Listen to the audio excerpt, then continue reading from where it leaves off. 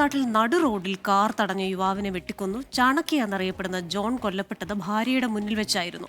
സേലം കോയമ്പത്തൂർ ദേശീയപാതയിൽ ഈറോഡ് ടൗണിനടുത്താണ് ആക്രമണം. ദൃശ്യങ്ങൾ 24-ന് ലഭിച്ചു.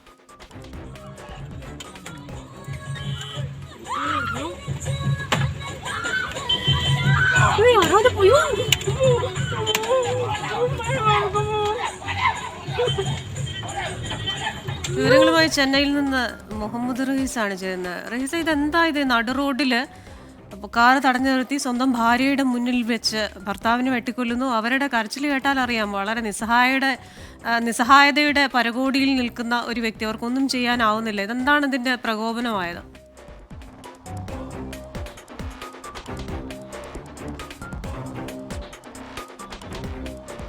കൊടും ക്രൂരതയുടെ ദൃശ്യങ്ങളാണ് ഇപ്പോൾ ഈറോഡ് നിന്ന് വരുന്നത്. ഈറോഡ് ടൗണിൽ സമീപത്ത് പോലീസുകാരുടെ നടുവിൽ വെച്ചാണ് ഇത്തരൊരു കൊലപാതകം ഉണ്ടായിരിക്കുന്നത്.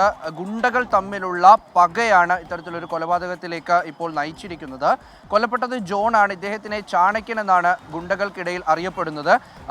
ഒരുപാട് കുറ്റകൃത്യങ്ങളിൽ പങ്കാളിയായിട്ടുള്ള, വധശ്രമത്തിലും ഒപ്പം തന്നെ ഒരു മറ്റ് തട്ടിക്കൊണ്ടുപോകൽ കേസുകളിലും ഒക്കെ പ്രതിയായിട്ടുള്ള ഒരാളാണ്. ഇയാൾ സേലം സ്വദേശിയാണ്. അപ്പോൾ ഇയാൾ സേലത്താണ് താമസിച്ചിരുന്നത്.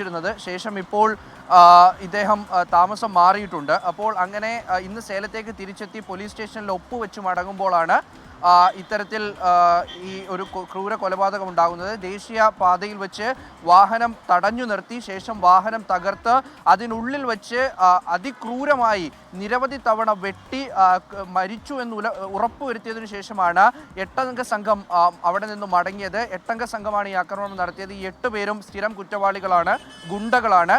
അപ്പോൾ പോലീസ് ഇവിടേക്ക് ഉടൻ തന്നെ എത്തി. ഞാൻ നേരത്തെ സൂചിപ്പിച്ചതുപോലെ ഒരു പോലീസ് വലയത്തിന് നടുവിൽ പോലീസ് സ്റ്റേഷനൊക്കെ അടുത്ത് വെച്ചിട്ടാണ് പോലീസ് സ്റ്റേഷനിൽ വന്ന് ഒപ്പിട്ട് മടങ്ങിയ ഒരു പ്രതിയെ അല്ലെങ്കിൽ ഒരു കുറ്റവാളിയെ ഇത്തരത്തിൽ കൊലപ്പെടുത്തിയിരിക്കുന്നത്, അതും ഭാര്യയുടെ മുന്നിൽ വെച്ച്. അപ്പോൾ അങ്ങനെ പോലീസുകാരെത്തി ഈ 8 പേരിൽ 4 പേരെ പിടികൂടിയിട്ടുണ്ട്. 4 പ്രതികൾ ഇപ്പോൾ കസ്റ്റഡിയിലായിട്ടുണ്ട്. ഭാര്യ ശരണ്യയ്ക്കും കാര്യമായി തന്നെ പരിക്കേറ്റിട്ടുണ്ട്. കൈവിരലുകൾ അറ്റുപോയി എന്നുള്ള വിവരമാണ് ഇപ്പോൾ പുറത്തു വരുന്നത്. അപ്പോൾ അത്തരത്തിൽ ഇവരുടെ കൈക്ക് പരിക്കേറ്റിട്ടുണ്ട്. അങ്ങനെ ഈറോഡ് മെഡിക്കൽ കോളേജിൽ ഇപ്പോൾ ചികിത്സയിലാണ്. ഇയാളെ പോസ്റ്റ്മോർട്ടം ചെയ്യാനായി മൃതദേഹവും ഈറോഡ് ഈ ഒരു മെഡിക്കൽ കോളേജിലേക്ക് കൊണ്ടുപോയിട്ടുണ്ട്. എന്തായാലും അതിദാരുണമായിട്ടുള്ള സംഭവം, അതും നടു റോഡിൽ അത്രയും ആളുകൾ ചുറ്റി നിൽക്കുമ്പോൾ ഭാര്യയുടെ മുന്നിൽ വെച്ച് ഒരാളെ ഇത്ര നിഷ്ഠൂരമായിട്ടാണ് കൊലപ്പെടുത്തിയിരിക്കുന്നത്. ക്രിസ്റ്റീന.